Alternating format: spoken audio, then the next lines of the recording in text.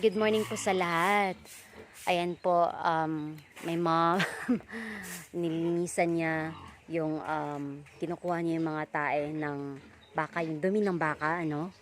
Kasi mamaya may kukuha ng dumi ng baka, binibenta namin ng 10 piso per sako. So yung sako na yun, sako yun ng semento. Let's say ng mega, yung mega na cement. So yun po. Okay po, let's learn about baka today.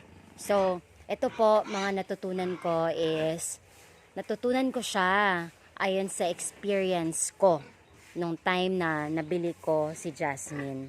So, si Jasmine nagkaroon na siya ng anak. Last year, nanganak siya, July 2023. Tapos po, naibenta po namin nung 7 months na yung anak niya.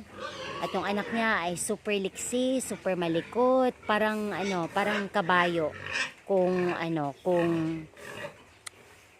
gumalaw, akala niya kabayo siya, Kasi hop ng hop, jump ng jump.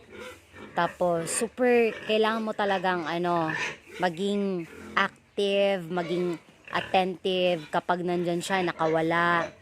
Kasi tatakbo ng tatakbo yan. Minsan, unfortunately, maapakan ka pa, super tagal mag-heal ng, ng injury na yan.